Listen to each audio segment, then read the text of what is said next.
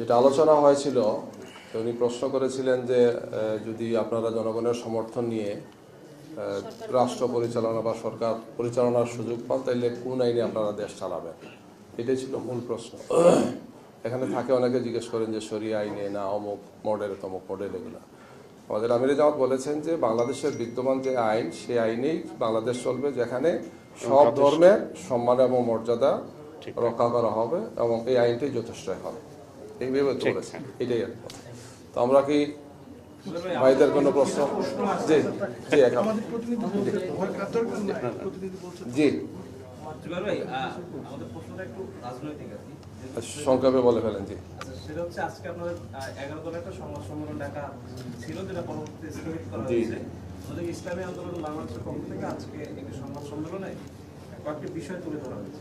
অন্যতম আমাদের যে 11 দলীয় জোট নির্বাচনটা, সেখানে কিছুটা টানাপোড়েন আছে। ইঙ্গিতও দিয়েছে যে কিছু বিষয় আছে যেগুলো এখনো মানে ডিসপিউটেড অবস্থায় আছে। আমরা লাস্ট আপডেটটা আসলে জানতে চাই। ধন্যবাদ। আমরা তো আজকে একটা সংবাদ সম্মেলনের জন্য আপনাদেরকে দাওয়াত দিয়েছিলাম বেলা 4:30টার সময় 11 দলের পক্ষ থেকে। তো অনিবার্য কারণবশত এই সংবাদ সম্মেলন স্থগিত করা হয়েছে। যে কারণে স্থগিত করা হয়েছে সেটা নিয়ে লিয়াজো কমিটি বসেছেন, আলোচনা চলছে। আমরা আবারও আপনাদের সামনে আসব এবং আমাদের সর্বশেষ আপডেট আপনাদেরকে জানাবো ইনশাআল্লাহ।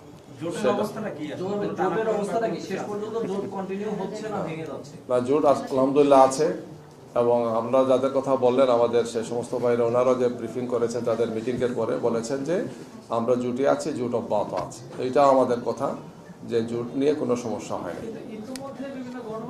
এক মিনিট আমরা একটু নেই, যেহেতু আমাদের প্রসঙ্গ শেষ, আপনারা অনুমতি দিলে আমরা আসি। সবাই ভালো থাকবেন। Thank you so much. জি, জোট ঠিক আছে, জোট নিয়ে কোনো সমস্যা নাই। যে কারণে স্থগিত করা হয়েছে সেটা আমরা আবারও বলবো ইনশাআল্লাহ। জি জি, বিষয় হচ্ছে মূল মেসেজটা হচ্ছে এখানে মেসেজটা হচ্ছে যে আপনাদের বোঝাপড়ার সমস্যা হচ্ছে। দলগুলো 11 দল, আগে আপনারা 8 দল দেশ করেছিলেন।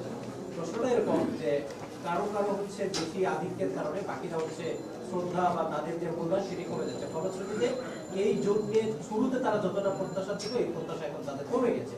প্রশ্ন দাঁড়িয়েছে এমন জায়গায় যে জোট ভেঙে গিয়ে আরো যে 5টি দল আছে, আমি নাম না বলি, আগে যারা এই ওয়ান বক্স পলিসিতে যারা আলোচনা সেদিকে ওটা মোড় নিতে পারে। আসলে কোন জায়গাটাই প্রবলেম, যার ফলে 28 ডিসেম্বর থেকে আজকে 15 জানুয়ারি এখনো পর্যন্ত আপনারা সংসদে পৌঁছতে পারেন? এখনো তো সময় শেষ হয় নাই, নির্বাচনী প্রক্রিয়া আমরা আছি। আপনারা জানেন যে এখন যে সমস্ত আসনগুলো রিটার্নিং অফিসার প্রার্থিতা বাতিল বা স্থগিত করেছিলেন, সেগুলো এখন আপিল শুনানি চলছে। কিছু কিছু আছে নির্বাচন কমিশনে আপিল শুনানি হচ্ছে, আর 2-1টা মামলা এখন হাইকোর্টে গেছে 3rd স্টেপে। এরপরে আরেকটা স্টেপ আছে 4th স্টেপ। সুতরাং নির্বাচনী প্রক্রিয়ার এখনো অনেকগুলো ধাপ বাকি আছে। 20 তারিখ হচ্ছে প্রার্থিতা প্রত্যাহারের সর্বশেষ দিন, আর 21 তারিখ হচ্ছে স্ব প্রার্থীকে প্রতীক বরাতে। 22 তারিখ থেকে আমাদের নির্বাচনী কার্যক্রম আরপি অনুযায়ী আমরা আরম্ভ করবো ইনশাআল্লাহ। এই জন্য এর মধ্যে ইনশাআল্লাহ আমাদের যে আলোচনাগুলো আছে, যে সমস্ত আসন নিয়ে আমাদের সমঝোতার বিষয়গুলো আমরা এখনো কনফার্ম করতে পারিনি।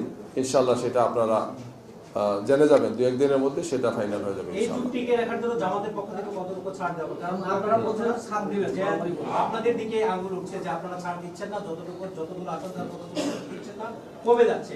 জামাত আসলে কতটুকু উদারতা করছে? আমরা দীর্ঘ সময় থেকে এই আলোচনা, এই প্রক্রিয়া আমরা আছি, এবং সেটি এক সময় 5 দল ছিল, তারপরে 8 দল হয়েছে, এখন 11 দল হয়েছে। আমরা এই দলগুলো মিলে দীর্ঘ প্রায় 3 মাসের মতো বিভিন্ন কর্মসূচি দিয়ে ময়দানে আমরা ছিলাম। আমাদের 5 দফা দাবি ছিল, সেই সমস্ত দাবি নিয়ে আমরা কাজ করেছি। পরবর্তীতে আমরা এখন নির্বাচনী প্রক্রিয়া আসছি, নির্বাচনী আসন সমঝোতার মধ্যে আছি। দীর্ঘ এই সময় আমাদের মধ্যে অত্যন্ত সৌহার্দ্যপূর্ণ সম্পর্ক ছিল, এবং এখন যেটা অব্যাহত আছে। আসন সমঝোতা একটা বাস্তবিক একটা অনেক বড় বিষয়।